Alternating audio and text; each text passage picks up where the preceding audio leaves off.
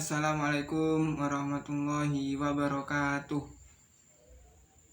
Perkenalkan, nama saya Muhammad Mustafa Kamal dari kelas A2. Saya akan menjelaskan tentang apa itu Rasm Utsmani.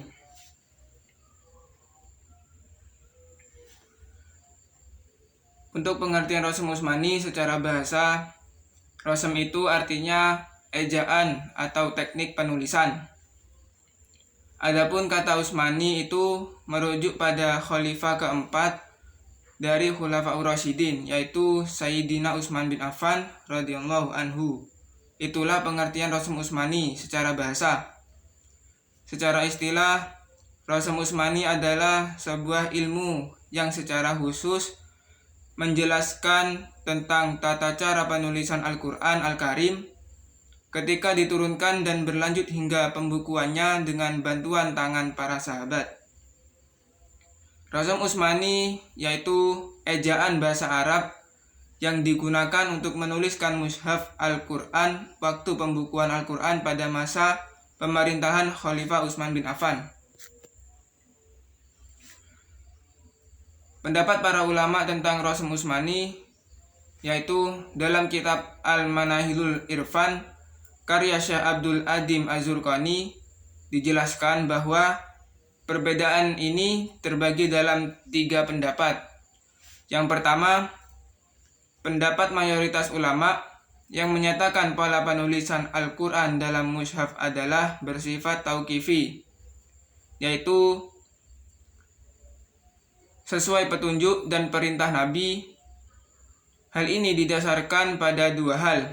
Untuk yang pertama, penulisan Al-Quran dilakukan oleh Kutab Al-Wahyi atau para penulis Al-Quran. Apa yang ditulis oleh mereka tentu telah mendapatkan persetujuan dari Nabi. Yang kedua, tulisan ini tetap ada dan terus berlanjut pada masa Abu Bakar dan pada masa Utsman bin Affan hingga sampai masa para tabi'in atau generasi yang menjumpai sahabat dan tabi'it tabi'in atau generasi yang menjumpai tabi'in. Dengan demikian, penulisan ini merupakan kesepakatan sahabat. Tidak mungkin para sahabat melakukan sesuatu yang bertentangan dengan penetapan Nabi, baik menambahkan huruf maupun menguranginya tanpa petunjuk Nabi.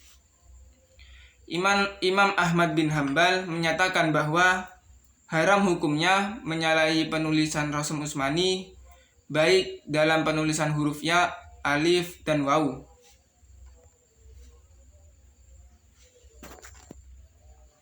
Untuk pendapat yang kedua, sebagian ulama termasuk Imam Al-Baqilani dan Ibnu Khaldun berpendapat bahwa penulisan Al-Quran dalam mushaf itu merupakan hasil ijtihad para sahabat Nabi, tidak bersifat tauqifi. Hal ini didasarkan pada 2 fakta. Untuk yang pertama, tidak ditemukan nas dalil baik berupa ayat Al-Quran maupun sunnah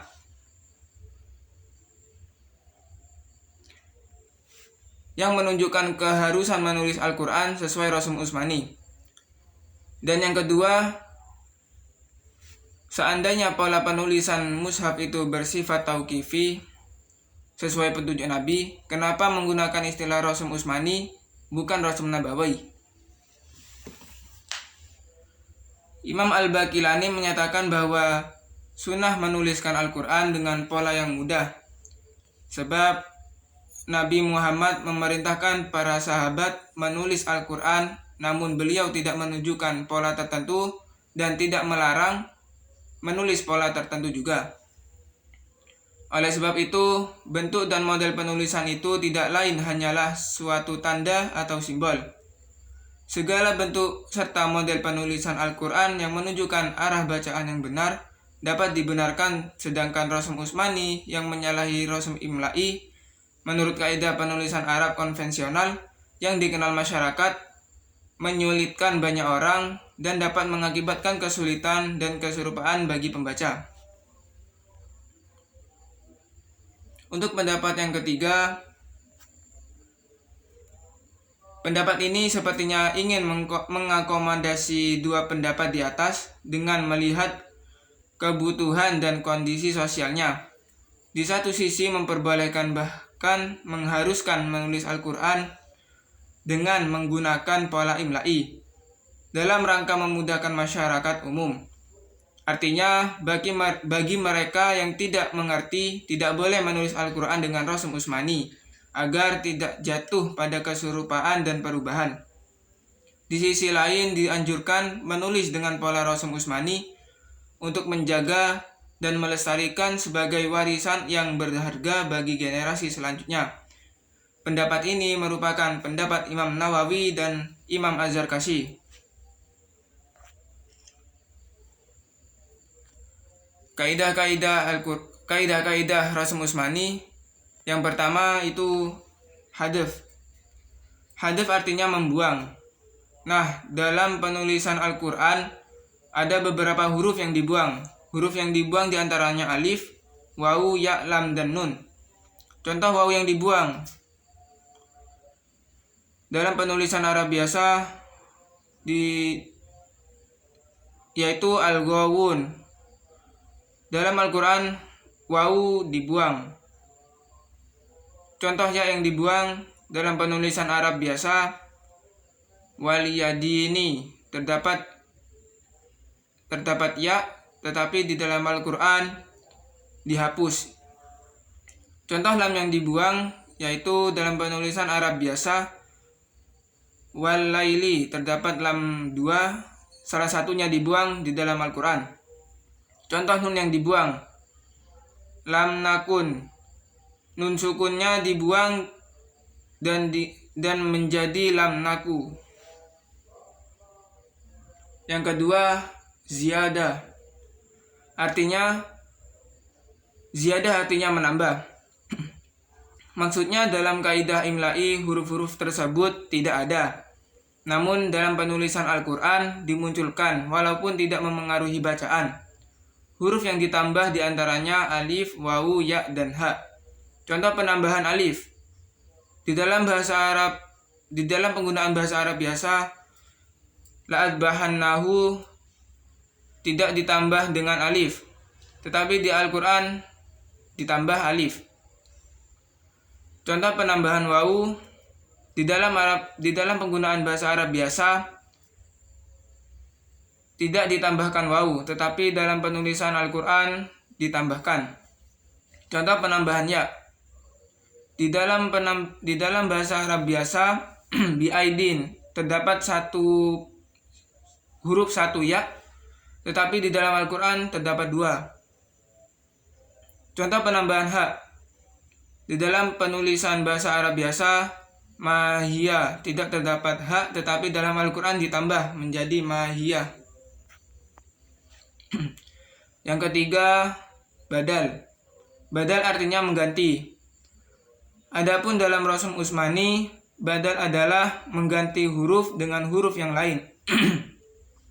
Mengganti alif dengan wawu. Contohnya dalam penulisan bahasa Arab biasa, as-sholatu masih menggunakan alif dan diganti menggunakan wawu di dalam Al-Quran. Mengganti alif dengan ya, contohnya ad-duha. Dalam penulisan bahasa Arab biasa, ad-duha terdapat alif di bagian belakang dan diganti dengan ya. Mengganti ta marbutah dengan ta maftuhah. Di dalam penggunaan bahasa Arab biasa, rahmata menggunakan ta marbutah dan diganti dengan maftuhah di dalam Al-Quran.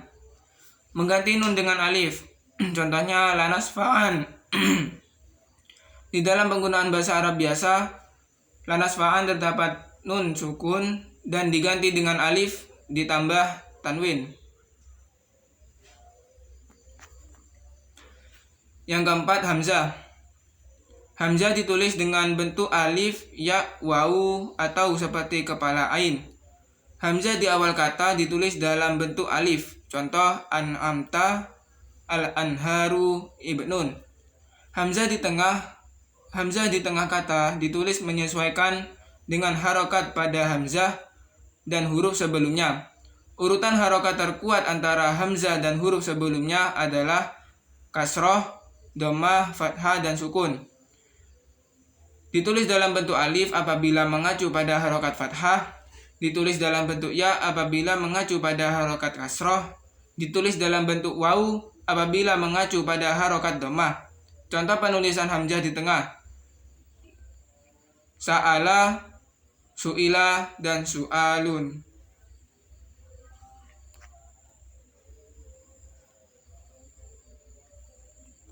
Selanjutnya, ada pula hamzah yang ditulis mufradah atau seperti kepala ain apabila berada di akhir kata dan sebelumnya adalah huruf sukun. Contohnya mil'un, su'un, dan syai'un. Tapi ada penulisan hamzah di Al-Quran ada keluar dari ketentuan di atas, di antaranya dalam Quran surah Al-Ma'arij ayat 13, wa fasilatihi allati tu'wi, dan Al-Isra ayat 60, wa ma ja'alna ru'yan lati. Seharusnya pada Al-Ma'arij ayat 13 dan Al-Isra ayat 60 hamzahnya ditulis dengan bentuk waw. Kaidah yang kelima yaitu fasol dan wasol. Dimaksud fasol dan wasol adalah pemisahan atau penggabungan dalam penulisan.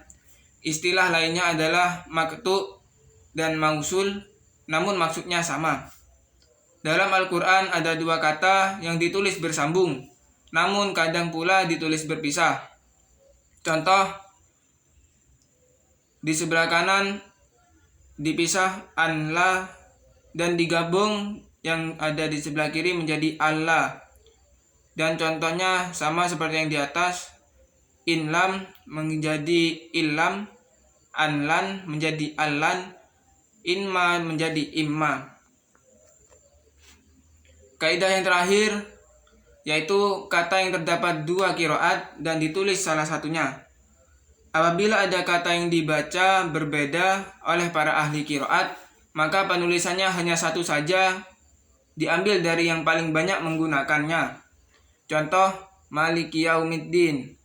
Kata maliki pada mimnya tidak terdapat alif walaupun dibaca panjang dalam riwayat Imam Hafiz karena kebanyakan qiraat membacanya dengan pendek. Contoh yang kedua, ihdinas siratal mustaqim. Kata as-sirata ditulis dengan shad walaupun dalam qiraat lain ada yang membacanya dengan sin.